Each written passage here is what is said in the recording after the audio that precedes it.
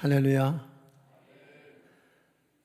더위가 한풀 꺾여서 제가 그랬습니다. 하나님이 온풍기 이제 끄셨다고. 조금은 이제는 좀 정신이 들 것 같습니다. 자, 오늘 함께 말씀 보도록 하겠습니다. 에스라 9장 1절부터 10절입니다. 에스라 9장 1절부터 10절의 말씀을 한 절씩 교독할게요. 제가 먼저 1절을 읽겠습니다. 이 일 후에 방백들이 내게 나와 이르되 이스라엘 백성과 제사장들과 레위 사람들이 이 땅 백성들에게서 떠나지 아니하고 가나안 사람들과 헷 사람들과 브릿 사람들과 여부스 사람들과 암몬 사람들과 모압 사람들과 애굽 사람들과 아모리 사람들의 가증한 일을 행하여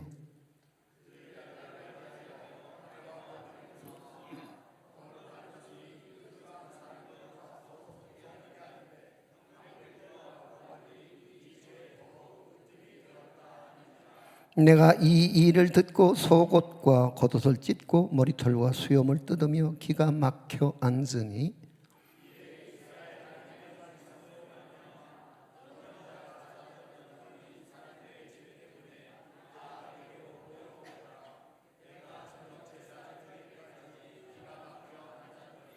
저녁 제사를 드릴 때에 내가 근심 중에 일어나서 속옷과 겉옷을 찢은 채 무릎을 꿇고 나의 하나님 여호와를 향하여 손을 들고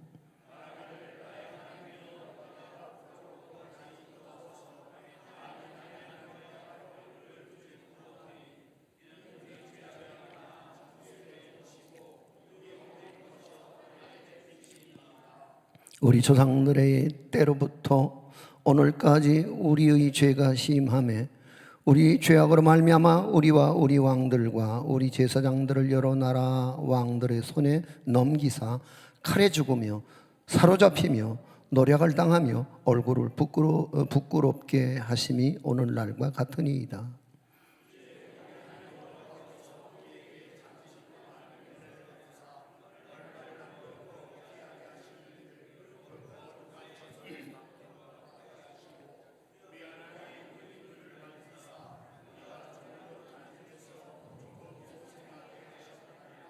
우리가 비록 노예가 되어 싸우나 우리 하나님이 우리를 그 종살이하는 중에 버려두지 아니하시고 바사 왕들 앞에서 우리가 불쌍히 여김을 입고 소생하여 우리 하나님의 성전을 세우게 하시며 그 무너진 것을 수리하게 하시며 유다와 예루살렘에서 우리에게 울타리를 주셨나이다. 우리 하나님이여 이렇게 하신 후에도 우리가 주의 계명을 저버려 싸우니 이제 무슨 말씀을 하오리까? 아멘.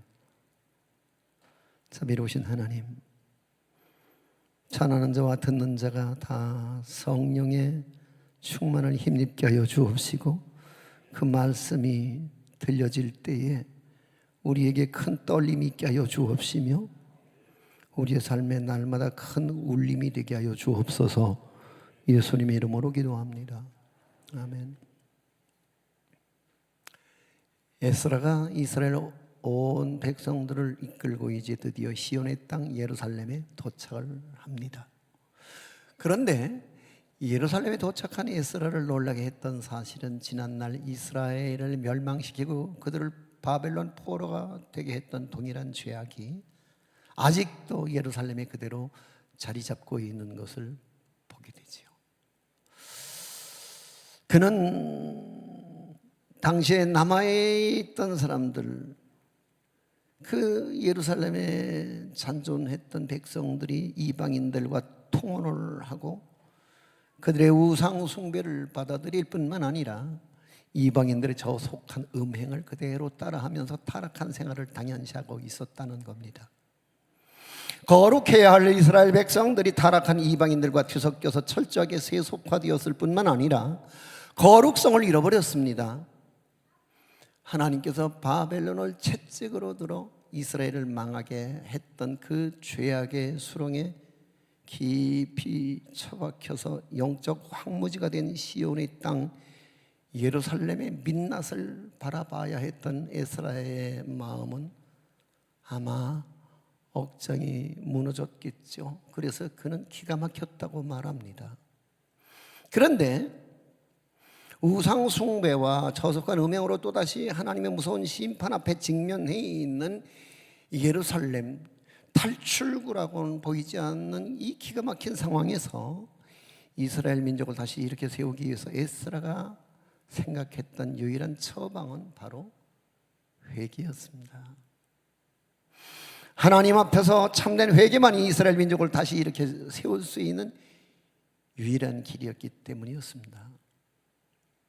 우리가 읽었던 에스라 9장 전체는 민족을 대신해서 에스라가 회개의 기도를 하고 있는 모습이 잘 기록되어 있습니다. 다시 말하면 그의 회개가 이스라엘 민족을 살리는 거룩한 시작이 되었다는 겁니다. 그렇다면 사랑하는 성도 여러분, 오늘 우리의 시대, 우리나라의 모습이 에스라가 통회하며 바라봤던 그 당시에 그들의 민낯과 우리의 상황이 전혀 다르다고 할 수 있을까요? 한번 질문합니다. 어쩌면 우리는 에스라 당시에 이스라엘 백성들보다 더 이기적이고 더 세속적이며 더 타락한 시대를 분명히 살아가고 있는 것이 맞습니다. 그렇다면 오늘의 우리 민족과 우리가 살고 있는 이 도시와 우리의 가정과 자녀를 살리기 위해서, 그리고 덧없이 무너져 내리는 한국교회를 살리기 위해서 우리 모두에게 필요한 참된 회개는 어떻게 시작되어야만 할까요? 먼저는 하나님 말씀에 대한 전인적인 응답이 필요하지 않겠습니까? 자, 오늘 본문 3절을 다 같이 읽도록 하겠습니다. 3절입니다. 시작. 내가 이 일을 듣고 속옷과 겉옷을 찢고 머리털과 수염을 뜯으며 기가 막혀 앉으니, 이 말이 가진 뜻은 근심하기 위해서 우리도 속옷과 겉옷을 다 찢어야 한다든지 수염을 뜯어야 한다는 이야기는 절대 아닐 테죠. 만일 수염을 뜯어야 한다면 저는 저의 큰아들 때문에 심각한 문제가 생길 수도 있습니다. 우리가 갖는 회개 표현은 그 시대마다 그 문화마다 다를 수 있었던 사실을 우리는 기억합니다. 자, 여기서 기가 막히다는 표현은 문법적으로 볼 때 주로 두 가지 의미로 쓰여집니다. 하나는 어떤 일이 놀랍거나 언짢아서 어이가 없는 경우에 부정적 의미로 쓰여지기도 합니다만은, 또 한 가지는 긍정적으로 쓰여지기도 하거든요. 우리가 기억하고 있는 국민 떼창의 원조격이라고 말할 수 있는 노래 가사 중에 그런 거 기억하시는지 모르겠어요. 흥부가 기가 막혀. 그게 이제 사람들이 노래의 전반적인 흐름은 몰라도 그게 이제 들려지는 거죠. 흥부가 기가 막혀, 흥부가 기가 막혀, 흥부가 기가 막혀. 아이고 성님, 동생을 나가라고 하니 어느 곳으로 가오리까? 이 엄동설안에 어느 곳으로 가면 산단 말이요? 갈 곳이나 일러주오. 지리산으로 가오리까? 백이숙제 줄여 죽던 수양산으로 가오리까? 아따 이놈아, 내가 네 갈 곳까지 알려주랴. 자, 지금 이 가사 속의 흥부의 인생은 부정적 기막힘 앞에 놓여 있는 게 맞습니다. 그런데 또 한 경우는 어떻게 말로 표현할 수 없을 만큼 좋거나 정도가 대단하다는 긍정적 표현에도 동일하게 기가 막히다는 표현도 합니다. 그러니까 기가 막힌다는 표현은 경우에 따라서 부정적으로 쓰일 수도 있고 경우에 따라서는 긍정적인 표현으로 쓰일 수도 있다는 말인 거죠. 자, 그런데 동양 철학 면에서 보자면 만물이 생겨나고 움직이는 근원적인 힘을 기라고 보는 반면에 한의학 이론에 의하면 기는 우리 몸에 절대 필요한 에너지로서 기를 많이 쓴다든지 혹은 기가 막히게 되면 기가 차서 그게 고스란히 스트레스가 되고, 그래서 이제 기가 막히는 것을 기체라고 말하는데, 그게 이제 만병의 근원이 되고, 그리고는 결국은 큰 병에 덜컥 눕게 된다는 얘기인 거예요. 자, 그렇다면 오늘 본문에서 에스라가 기가 막혔다는 말은 부정적인 표현일까요? 긍정적인 표현일까요? 그건 부정적인 표현이 맞는 거죠. 그런데 천천히 묵상하며 본문을 읽어보고 또 읽어보면은 부정적인 기막힘이 긍정적인 기막힘으로 교체되는 은혜의 처방이 나오는 것을 보게 됩니다. 그걸 보고 우리는 반전이라고 말하죠. 사랑하는 성도 여러분, 성경적 회개의 시작은 언제나 하나님 말씀에 대한 전인적 반응으로부터라는 사실을 잊으시면 안 됩니다. 여기에서 전인적이라는 말은 언제나 인격의 3요소, 지정의, 지식과 감정과 의지, 이 세 가지 요소가 절대 필요한 거 아시지요? 그러니까 자기의 죄가 얼마나 심각한 것인 걸 알고 느끼고 결단하는 반응을 가리켜서 우리는 전인적 반응이라고 말할 수 있게 될 것입니다. 지금 이스라엘 백성들은 그런 근심을 하고 있습니다. 4절 말씀을 한 번 더 읽습니다. 자, 시작. 이에 이스라엘의 하나님의 말씀으로 말미암아 떠는 자가 사로잡혔던 이 사람들의 죄 때문에 다 내게로 모여오더라. 내가 저녁 제사 드릴 때까지 기가 막혀 앉았더니. 지금 이들은 어찌할 바를 모르는 거룩한 근심에 사로잡혀 있습니다. 그리고 5절로 이어지는 말씀을 보면은 저녁 제사를 드릴 때 내가 근심 중에 일어나서 그러거든요. 지금 거룩한 근심이 생겼습니다. 성경은 우리 안에 일어나는 근심을 두 가지의 근심으로 구별하고 있답니다. 하나는 우리가 아는 육신의 정욕의 메인 세상 근심을 언급하고 있습니다. 이것은 근심할수록 유익하지 못한 근심인 거죠. 이런 근심은 우리의 마음을 상하게 하고, 이러한 근심은 우리의 뼈를 마르게 하고, 이러한 근심은 결국 우리를 좌절시키고 타락을 가속화시키며 우리를 더욱 낙심케 만들 뿐입니다. 그런데 세상 근심과는 전혀 차원이 다른 또 하나의 근심이 있습니다. 그것은 바로 하나님의 뜻대로 하는 근심을 성경은 기록하고 있습니다. 이 근심은 우리에게 참으로 유익한 근심이자 우리를 살리는 근심이 되는 것입니다. 사도 바울이 전하는 고린도후서 7장 10절의 말씀을 다 함께 읽어보도록 할까요? 자, 띄워주세요. 시작. 하나님의 뜻대로 하는 근심은 후회할 것이 없는 구원에 이르게 하는 회개를 이루는 것이요 세상 근심은 사망을 이루는 것이니라. 하나님의 뜻대로 온전히 살지 못하는 자신의 모습을 발견하고 그것 때문에 근심하는 근심은 참으로 우리들에게 매우 필요한 근심일 것입니다. 제가 며칠 전에 새벽 기도를 마치고 문득 들어올 때 저희가 왜 새벽에 왔지? 그러니까 새벽에 안 나오던 분들이 나오면은 제 마음에 덜컥 뭔가 와 닿는 게 있습니다. 뭔가 일이 있다. 그렇죠? 기도해 줘야지. 그리고 자리에서 일어나는데 먼저 일어나서 제게 다가옵니다. 왜? 기도해 주세요. 왜? 아이가 그렇게 똘똘하게 건강하게 잘 자라던 아이가 틱이 왔다는 거예요. 틱장애가 오는 것 같다는 거예요. 그래? 괜찮아? 기도할 수 있는데 뭘? 근데 어떻게 새벽에 나왔어? 아버지 어머니가 그렇게 하셨거든요. 기가 막힐 때. 그래서 금식하고 있어요. 그래. 자, 거룩한 근심. 그 거룩한 근심, 기막힌 상황 속에서 여러분 어떤 진단을 내리고 어떤 처방을 내려야 되겠습니까? 하잖아요. 난 그 마음이 큰 울림이 돼서 한 주간 은혜를 받았습니다. 우리의 아버지, 어머니가 그렇게 하셨거든요. 그래, 잘 배웠다. 잘 배웠어. 자,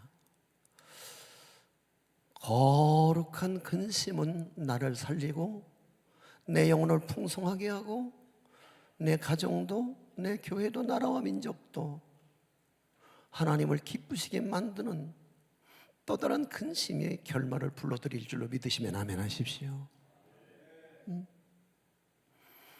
사랑하는 성도 여러분, 지금 한국교회는 이런 근심이 절대 필요합니다.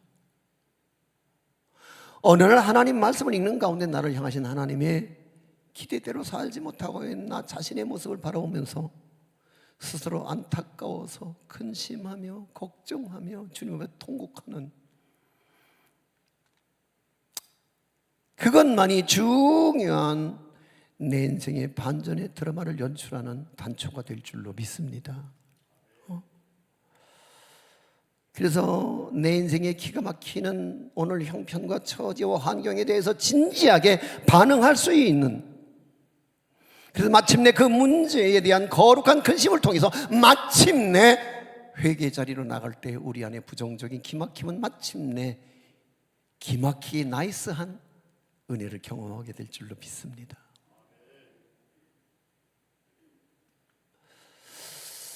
구장 5절 6절 말씀을 들어가서 이어갑니다. 자, 다시 한번 읽죠. 시작. 저녁 제사를 드릴 때에 내가 근심 중에 일어나서 속옷과 겉옷을 찢은 채 무릎을 꿇고 나의 하나님 여호와를 향하여 손을 들고 말하기를, 나의 하나님이여, 내가 부끄럽고 낯이 뜨거워서 감히 나의 하나님을 향하여 얼굴을 들지 못하오니 이는 우리의 죄악이 많아 정술이 넘치고 우리의 허물이 커서 하늘에 미침이니이다. 이스라엘 백성들이 날마다 드리는 제사가 있었죠. 그것을 우리는 상번제라고 부르는 데 있어서 이 상번제에는 아침 제사와 저녁 제사가 있었습니다. 아침 제사는 혼자 드리기도 하지만 어떤 때는 두세 사람이 드리는 경우도 있습니다만은, 그런데 저녁 제사는 보다 많은 사람들이 모여와서 일종의 공개적인 집회 형식을 띠고 있었습니다. 그런데 여기서 이스라엘 백성들에게서 저녁이란 새로운 내일의 출발을 준비하는 시간이 되거든요.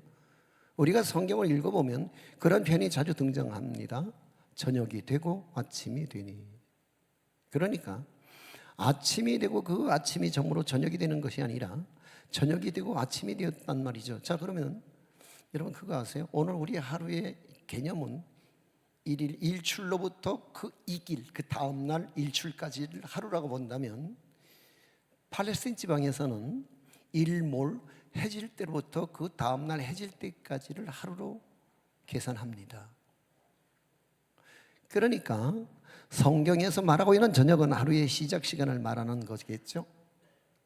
때문에 우리에게 새벽 기도가 중요한 것만큼 그들에게 저녁 제사는 매우 중요했다고 말할 수 있습니다. 그런데 이 저녁 예배를 드릴 때에 에스라가 하나님 앞에서 감당할 수 없을 정도로 큰 부끄러움을 느꼈다는 겁니다.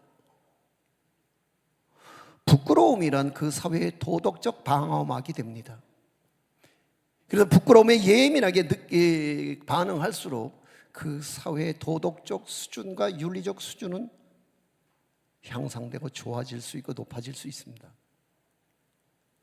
그러나 부끄러움을 느끼는 강도가 약하면 약할수록 그 사회의 도덕적 수준은 아주 후한무치한 저질 사회가 되고야 말 것입니다. 그러다가 이제 도가 넘어서면은 아예 부끄러움이고 뭐고 느끼지 못하게 되면서 그 사회의 도덕은 무너지게 되고 그 사회는 더 이상 사람다운 사람들이 사는 것이라 할 수 없는 지경으로 마침내 소돔과 고모라가 멸망한 것처럼, 마침내 로마의 폼페이가 멸망한 것처럼 끝내 그렇게 하나님의 심판 앞에 서고 말 것입니다.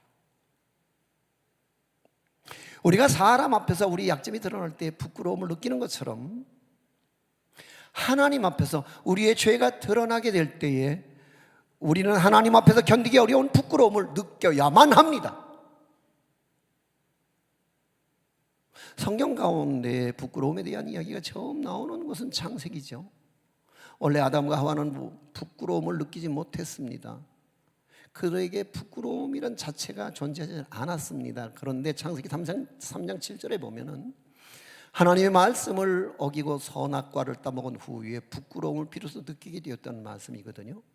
그리고 창세기 3장 8절을 읽어보면 그들이 날이 서늘할 때 동산에 거니신 여호와 하나님의 음성을 듣고 아담과 그 아내가 여호와 하나님의 낯을 피하여 동산나무 사이에 숨은지라. 이렇게 기록되어 있습니다. 저들이 하나님의 말씀을 어긴 후에 스스로 하나님 앞에 부끄러움을 느낀 나머지 동산나무 사이에 숨었다는 말이거든요. 그렇습니다. 우리 인간들은 하나님 말씀의 거울 앞에 정면으로 설 때 비로소 자신의 정체성을 발견하게 될 것입니다. 자신이 하나님의 죄인임을 비로소 깨닫는 순간 정말 깊은 부끄러움을 느끼게 될 것입니다. 한 민족의 영적 대각성 운동의 진정성은 한 사람의 회개로부터 시작된 것을 기억하십니까? 한반도의 대부흥의 역사는 여러분 바로 1907년 장대현 교회에서 한 사람이 고백했던 그 죄에 대한 부끄러운 고백이 한반도에 말할 수 없는 부흥의 시발점이 됐던 것을 우리는 기억합니다. 한 지도자 혹은 누군가 한 사람의 진지한 회개로부터 온 민족을 회개시키는 거대한 회개 운동이 들불처럼 확산되었던 사실을 잊지 마십시오. 참된 부흥이란 다수의 군중들이 아닌 하나님의 말씀에 전인적인 반응을 할 줄 아는 한두 사람의 회개로부터 시작되어진다는 것입니다. 우리는 모든 세상이 다 변해야지만 부흥의 시대가 올 것이라고 생각합니다만 그러나 아닙니다. 에스라는 느헤미야와 같은 시대의 사람으로서 에스라가 먼저 귀환을 하고 조금 있다가 느헤미야가 이제 고국으로 돌아오거든요. 70년 포로 생활을 마치고. 그런데 느헤미야 8장에 보면 에스라를 통해서 본격적으로 영적 부흥의 시대가 시작되는 것을 볼 수 있습니다. 느헤미야 8장 8절 9절 말씀을 한번 읽어볼까요? 자, 시작. 하나님의 율법책을 낭독하고 그 뜻을 해석하여 백성에게 그 낭독하는 것을 다 깨닫게 하니 백성이 율법의 말씀을 듣고 다 우는지라. 총독 느헤미야와 제사장 겸 학사 에스라와 백성을 가르치는 레위 사람들이 모든 백성에게 이르기를 오늘은 너희 하나님 여호와의 성일이니 슬퍼하지 말며 울지 말라 하고.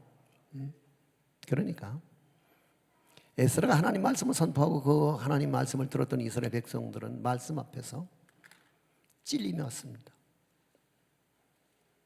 그 말씀이 곧 울림이 되었습니다. 그리고 그들은 그 말씀에 떨림을 인해서 눈물을 흘리며 통곡합니다. 여기서 성경적인 회개가 시작되는 단초를 볼 수 있습니다. 오늘 저와 여러분에게도 이 같은 반응이 있기를 간절히 소망합니다. 하나님 말씀 앞에 자신의 전 존재를 비춰볼 필요가 있습니다. 그냥 한 시간 와서 한 시간 막연하게 듣고 돌아가는 말씀이 아니라 그 말씀의 거울에 내가 바로 비춰져서, 여러분 그거 기억하세요? 공항 나갈 때 검색대에서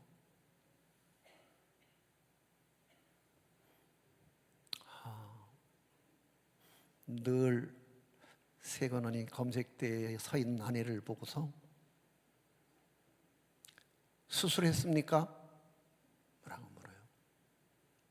두 무릎과 고관절에 쇠가 박혀 있으니까 소리가 나지요. 정확하게 짚어내고 정확하게 진단합니다. 그 말씀은 정말 우리의 혼과 영과 관절과 골수가 쪼개지게 만드는 할렐루야. 오늘 이 아침에 저와 여러분에게 그러한 역사가 체험되길 주의 이름으로 축복합니다. 그러므로 사랑하는 성도 여러분, 지금도 우리의 예배가 기가 막히는 부흥의 현장이 되려면 그냥 와서 예배를 드리고 하는 것으로 끝나서는 영원히 그 나물이 그 밥일 수밖에 없습니다.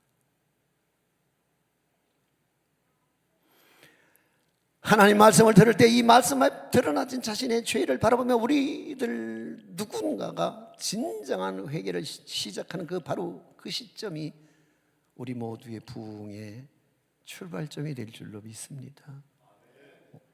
오늘 나는 여러분이 우리 교회 부흥의 도화선이셨으면 참 좋겠습니다. 그 도화선이 바로 저와 여러분일 수 있기를 축복합니다. 그 한 사람의 회개가 한 공동체를 살리고 한 민족을 살리는 놀라운 영적 대각성 운동의 출발점이 되었더라는 얘기입니다. 사회학자 에밀 듀르갱은 사회가 방향 감각을 잃고 무질서하게 된 사회적 해체 상황을 아노미라고 하는 단어로 우리에게 교훈합니다. 이 아노미라고 하는 단어의 뜻은 법과 질서를 무시하는 비정상적 상태를 일컫습니다. 듀르갱은 현대를 아노미 시대로 규정하고 나섰죠. 맞아요. 현대는 자기 소견에 옳다면 모든 것을 희생시켜서라도 괜찮다고 생각하는 세상이죠. 그 누가 피해를 입어도 자기 생각만 옳다고 주장을 하지요. 때문에 도덕적 가치가, 종교적 가치가 구속력을 잃어버리는 시대를 살게 되었습니다. 통제를 받기 싫어하는 사람들로 가득 찬 세상이 되었습니다. 이때 아노미의 사회적 해체 상황을 심각한 위기로 진단한 사람들이 살아남기 위해서 서로 결속하고자 모이는데 그것은 개인주의보다 더 악한 이기주의 집단의 결속이 될 뿐입니다. 제가 제 형편대로니까 여러분에게 좀 양해를 구하고 기도를 좀 부탁해야 될 것 같습니다. 아시다시피 제가 평생 말씀 사역하느라고 노회 일이나 총회 정치에 별로 크게 가담할 기회도 없었고 그럴 시간조차도 없었습니다. 그런데 거제도에 있는 한 교회의 아주 심각한 분규 때문에 노회의 모든 회원들이 무기명으로 투표를 해서 제가 당선이 됐습니다. 그래서 제가 엉겁결에 재판국장이 되어버렸습니다. 내려가서 그들의 화해를 시도하려고 수없이 울며 그들을 권면했습니다. 싸우면 다 죽습니다. 이긴 자도 패자가 될 거고 패자도 또한 패자로 남게 될 것입니다. 그랬더니 이 사람들의 집단 이기주의 결속이 절반을 잘라냈습니다. 그리고 재판국장인 저와 재판국원들 모두를 거제경찰서에 고소를 했습니다. 노회장도 고소를 했습니다. 심지어 우리가 내려가서 그들이 건네주는 사례비라는 명목의 봉투 한 장 받은 것도 뇌물 증죄 혐의로 고발을 당했습니다. 이제 저 화요일 날 조소받으러 내려갑니다. 이런 현상을 어떻게 생각하십니까? 여러분에게 기도가 간절히 요구되어집니다. 도와주십시오. 왜냐하면 여러분 배임이라고 하는 것은, 배임 증죄라고 하는 것은 이게 코에 걸면 코걸이, 귀에 걸면 귀걸이가 될 수도 있는 법이거든요. 이게 참 어려워요.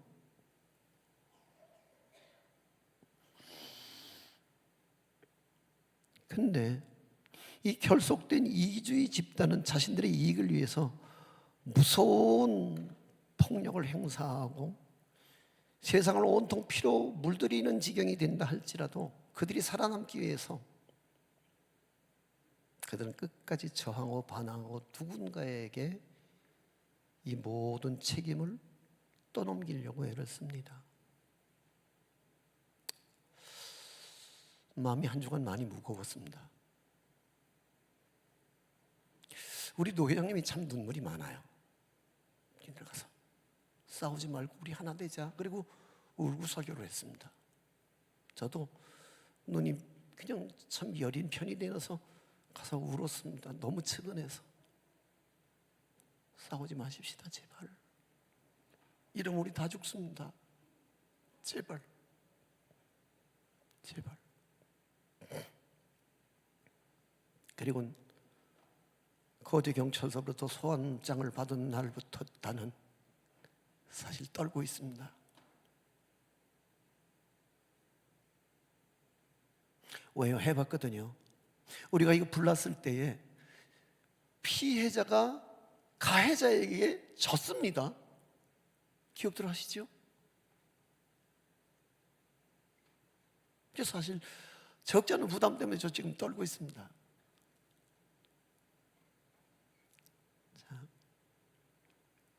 이런 시대적 조류에 떠내려가지 않고 대신에 아노미 현상의 역습을 가하도록 하나님이 이 세상에 교회를 세우셨고 교회를 사랑의 공동체로 세우신 것입니다.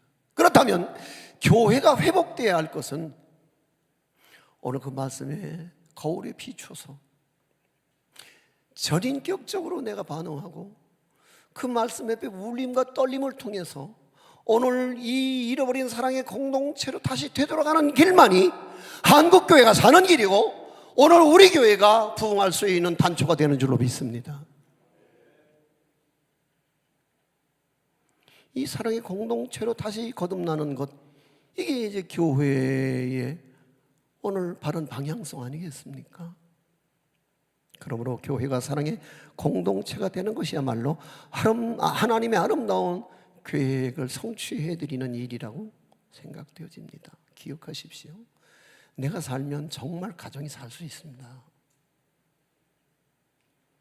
내가 살면 우리 교회가 사는 것입니다. 누군가 한 사람의 진지한 회개가 바로 우리를 살리는 부흥의 거룩한 씨앗이 된다는 사실을 명심하실 수 있기를 주의 이름으로 부탁드립니다. 역대하 7장 14절 말씀을 읽고 오늘 이 설교를 마무리합니다.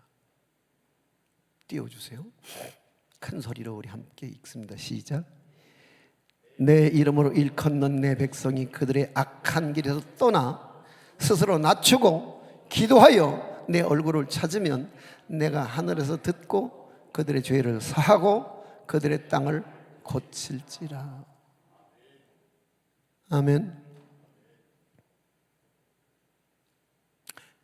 사랑하는 성도 여러분, 이 시대에 무너져가는 한국교회 그리고 세계 열강들 앞에 이렇게 눈치를 보고서 점점점 위축되어지는 이 국제 정세 속에서 대한민국을 위해 오늘 우리는 정말 악한 길에서 떠나 스스로 낮추고 하나님의 얼굴을 함께 구할 수 있다면 하나님은 그 남은 자들인 우리를 통해서 이 땅을 고쳐가실 것이라고 성경은 약속하고 있습니다.